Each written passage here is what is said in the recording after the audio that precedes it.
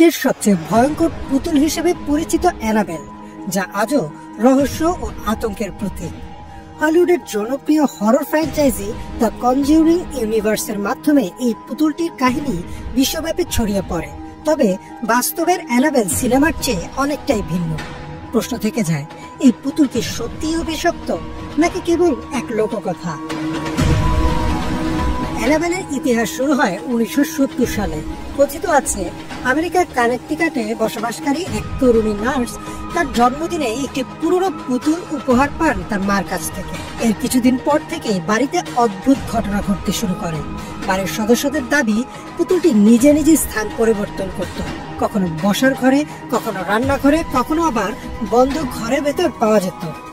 তারা জানান, পুতুলটির গা থেকে মাঝে মাঝে রক্তের মতো তরল বের হতো। এমনকি একাধিকবার তারা অজানা কণ্ঠস্বর শুনেছে। এমন অবস্থায় সাহায্য চাওয়া হয় বিখ্যাত প্যারানর্মাল ইনভেস্টিগেটর এড ও লরেন ওয়ারেনের কাছে। তাদের মতে, পুতুলটিতে একটি ডেমন বা শয়তানের উপস্থিতি রয়েছে, যা এই পুতুলের মাধ্যমে মানুষের শরীর ও মন নিয়ন্ত্রণ করতে চাইছিল। দ্য আটলান্টিক এবং দ্য নিউ ইয়র্ক টাইমসে প্রকাশিত বিভিন্ন প্রতিবেদন অনুযায়ী ওয়ারেন দম্পতি পুতুলটিকে সংগ্রহ করে তাদের প্রতিষ্ঠিত ওকভিল অবজারভেটরিতে নিয়ে যান, যা বর্তমানে ওয়ারেন অকাল্ট মিউজিয়াম নামে পরিচিত।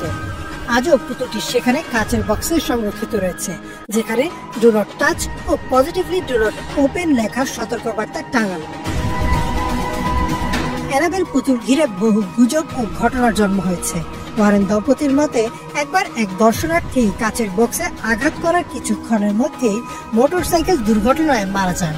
অন্যদিকে একজন প্রাক্তন পুলিশ কর্মকর্তা দাবি করেছেন, পুতুলটিকে স্পর্শ করার পরপরই তার পরিবারে অদ্ভুত অসুস্থতা দেখা দেয়। তবে এ ধরনের অনেক ঘটনায় নিরপেক্ষভাবে যাচাই করা সম্ভব হয়নি। অনেক গবেষক ও সমালোচক একে সম্পূর্ণ প্রতারণা বলে অভিহিত করছেন।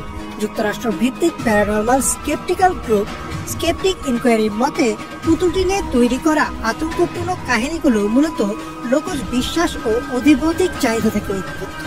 তাদের মতে, মানুষের মনের মধ্যে ভয় ও রহস্যের আকর্ষণ থেকেই এই ধরনের কাহিনীর প্রসার ঘটে।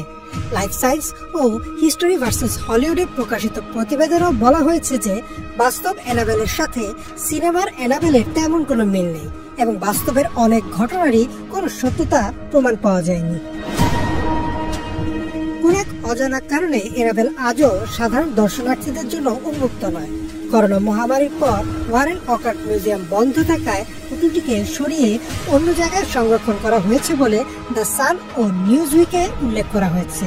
যদিও সোশ্যাল মিডিয়ায় একাধিকবার ছড়িয়ে পড়েছিল যে অ্যানাবেল পালিয়ে গেছে, পরে তা মিথ্যাও প্রমাণিত হয়েছে। অ্যানাবেল পুতুলের ঘটনাগুলো নিছক গুজব না সত্যিকারের অতি প্রাকৃত, এ নিয়ে বিতর্ক এখনো চলমান। তবে একে ঘিরে মানুষের কৌতূহল ও আতঙ্কের শেষ নেই।